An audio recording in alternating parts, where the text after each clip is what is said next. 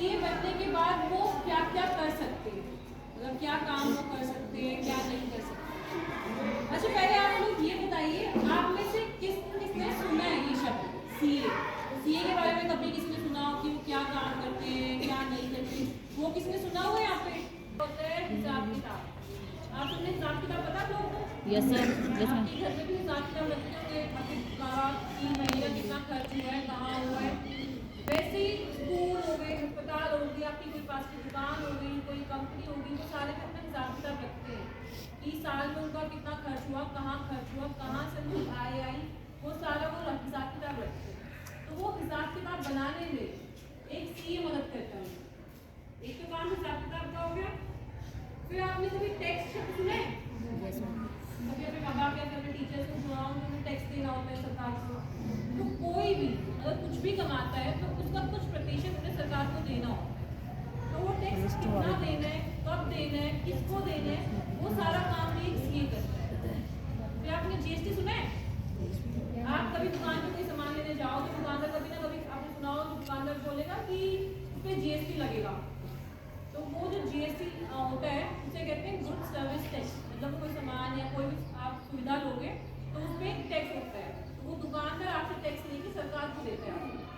तो वो जीएसटी कितना लगेगा, कैसे लगेगा, कौन सी चीज़ पे कितना % लगेगा और सरकार को कब देना, कैसे देना, वो सारा काम भी एक सीए करता है। फिर हमने कहा कि हिसाब किताब की बात करी। हिसाब किताब आपने बना लिया, वो सही बनाया उन्होंने कि गलत बनाया, वो चेक भी तो करेंगे ना कोई ना कोई। तो आप लोग अपने आंसर शीट एग्जाम पेपर लिख के आते होंगे, पेपर में टीचर्स चेक करते होंगे आपके कि आपने सही लिखा है, गलत लिखा है। तो वैसे ही वो हिसाब किताब भी चेक किया जाता है कि वो हिसाब किताब वो जो बता रहे हैं उन्होंने सही बनाया है कि नहीं बनाया। तो उस चेकिंग को हम कहते हैं ऑडिट। तो वो ऑडिट का काम भी एक सीए करता है। और आज की डेट में भारत में एक ऑडिट करने का अधिकार सिर्फ एक सीए के पास है और किसी के पास नहीं है। मतलब एक सिर्फ सीए अपना साइन करके बता सकते हैं कि ये हिसाब किताब सही है कि नहीं है। फिर हम कहते हैं जैसे किसी कंपनी के पास या फिर किसी के पास जो पैसे आते हैं तो पैसे लगाने होते हैं कहीं ना कहीं। अब अपने पास तिजोरी में बंद करके तो नहीं रखोगे ना, तो वो जैसे महंगाई बढ़ गई तो वो पैसे की गिरावट हो जाएगी। तो हम पैसे कहीं ना कहीं लगाते हैं ताकि उस पैसे की बढ़ोतरी होती रहे। तो पैसे कहाँ लगाने, कितने लगाए ताकि हमें मुनाफा हो, तो वो काम भी एक सीए करता है। तो ये सारे अलग अलग काम एक सीए करता है। जैसे आप कभी बीमार हो जाओगे तो आप डॉक्टर के पास जाते हो ना कि दवाई लेने के लिए। तो वैसे ही अगर कहीं भी हिसाब किताब, टैक्स या फिर कोई भी पैसे का लेन देन की बात आती है तो वहाँ एक सीए को पूछा जाता है। तो वहाँ एक सीए काम करता है।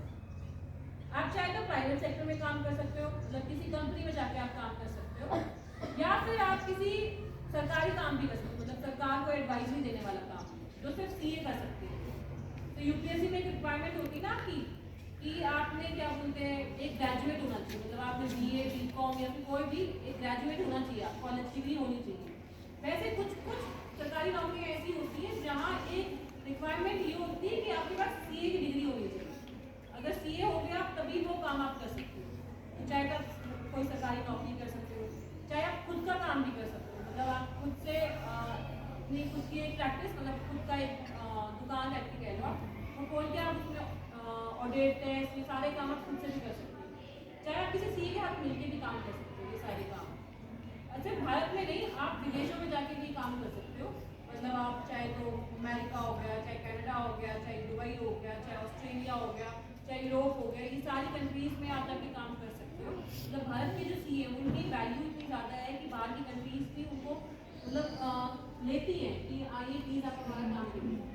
और जो हमारा इंस्टीट्यूट है वो खुद कैंपस भी करवाता है, मतलब ना कंपनियाँ उनके मतलब आपका ना ऑनलाइन अब ऑनलाइन हो जाता है, मतलब ऑनलाइन बैठ के इंटरव्यू दोगे बाहर के विदेशों में की कंपनी में, और यहाँ बैठ के आपका सारा चुनाव भी हो जाएगा, मतलब आपने जो पसंद है आपका इंटरव्यू हो गया, सब हो जाएगा, और यहीं बैठे आपका सिलेक्शन भी हो जाएगा और फिर आप फिर जा सकते हो विदेशों में जाके।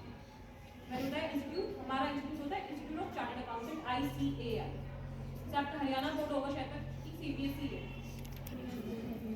हरियाणा बोर्ड की CBSE है, हरियाणा। जैसे आपने हरियाणा बोर्ड में रजिस्टर किया ना अपने आपको एग्जाम देने के लिए, पर्चे लिखने के लिए, वैसे ही जो सीए बन जाता है या फिर जो स्टूडेंट होते हैं, जो बच्चे होते हैं जो पढ़ रहे होते हैं सीए की पढ़ाई, वो सारे अपने आप को रजिस्टर करते हैं ICAI।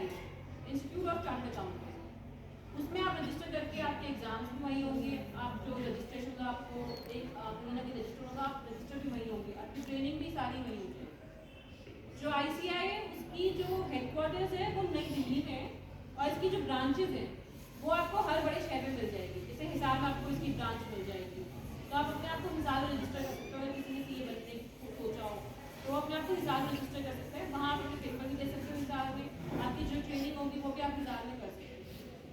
सीए बनने के लिए आपको 3 लेवल क्लियर करने होते हैं, मतलब 3 लेवल के पेपर देने होते हैं।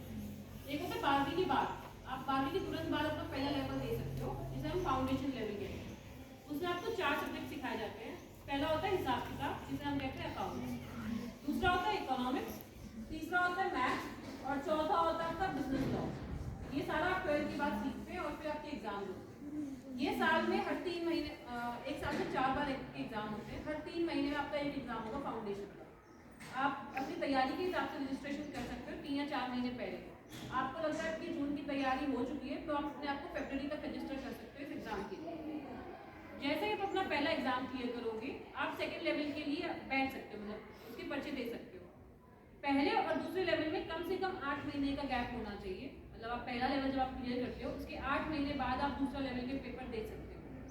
सेकेंड लेवल में आपके दुनिया के 6 पेपर होते हैं। उसमें आपको सिखाया जाता है अकाउंट्स, फाइनेंस, मतलब पैसे का हिसाब, पैसे कब लगाने, कहाँ लगाने, वो सारी चीज़ें, टैक्स, जीएसटी, ऑडिट, चेकिंग मैंने आपको बताई, वो सारी चीज़ें आप यहाँ सीखते हो।